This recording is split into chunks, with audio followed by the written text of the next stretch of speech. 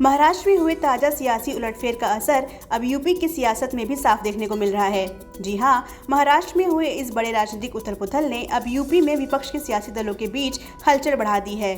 बता दें, महाराष्ट्र की सियासत में रविवार यानी 2 जुलाई को बड़ा सियासी उलटफेर देखने को मिला, जब अजित पवार बागी तेवर अपनाते हुए एनसीपी के 40 से अधिक विधायकों के साथ एकनाथ शिंदे की अगुवाई वाली महाराष्ट्र सरकार में शामिल हो गए।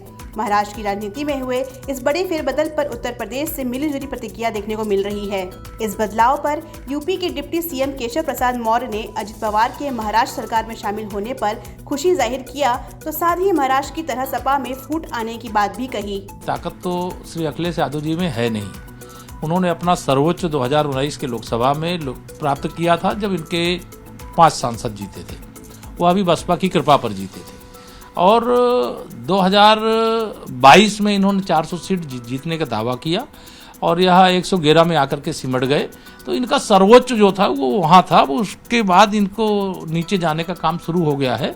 इसलिए आने वाला समय पूरी तरह से समाजवादी पार्टी के लिए शुभ नहीं है, अच्छा नहीं है। समाजवादी पार्टी समाप्तवादी पार्टी हम लोगों के संपर्क में है, वो भाजपा में आना चाहते हैं। अब हम लोगों के यहाँ कोई ऐसा निर्णय नहीं है कि किसी दूसरे दल को तोड़ना है या किसी दूसरे दल से जो लोग आ रहे हैं उनको लेना है। अभी ऐसी कोई रणनीतिक हमारी तैयारी नहीं है, अन्यथा सपा में तो भगदड़ की स्थिति है। बता दें, महाराष्ट्र में हुए इस फेरबदल को लेकर सपा अध्यक्ष अखिलेश यादव ने भी बयान देते हुए कहा कि पहले बीजेपी के लिए मध्य प्रदेश प्रयोगशाला था, लेकिन अब यही खेल बीजेपी महाराष्ट्र में भी खेलने लगी है। ये जो महाराष्ट्र में हो रहा है और मध्य प्रदेश पहले प्रयोगशाला थी बीजेपी की, महाराष्ट्र उससे बड़ी प्रयोगशाला बन गई। आप देखना, लोकसभा का चुनाव आते आते देखना कितने नए तरह के प्रयोग भारतीय जनता पार्टी करेगी, क्योंकि उसे सत्ता से बाहर नहीं जाना है। महाराष्ट्र सियासत पर इस उथल-पुथल पर अखिलेश के साथ साथ शिवपाल यादव ने भी बीजेपी पर हमला करते हुए कहा कि बीजेपी ठीक नहीं कर रही है, पूरे देश से विपक्ष को हटाना चाहती है। भारतीय जनता पार्टी जो कर रही है ठीक नहीं कर रही है। एक तरह से पूरे देश से विपक्ष को ख़त्म करना चाहती है, तानाशाही के रास्ते पर जा रही है, और एक तरह से पूरे देश में इस समय अधोघोषित इमरजेंसी लगी हुई है। बेईमानी, भ्रष्टाचार चरम सीमा पर है, बेरोजगारी चरम सीमा पर है, विकास का काम कहीं हो नहीं रहा है।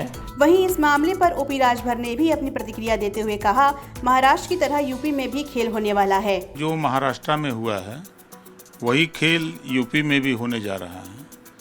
बिहार में भी शुरू हो गया है काम, तो हम बिहार की बात न करें तो बेहतर होगा, हम यूपी की ही बात करें। तमाम नेता समाजवादी पार्टी के मुखिया से नाराज।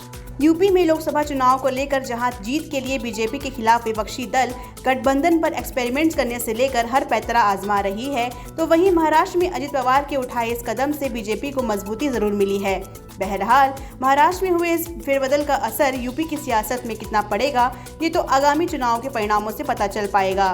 लेकिन तब तक के लिए राजनीति में हुए इस बदलाव ने विपक्ष के खेमे में टेंशन जरूर बढ़ा दिया है।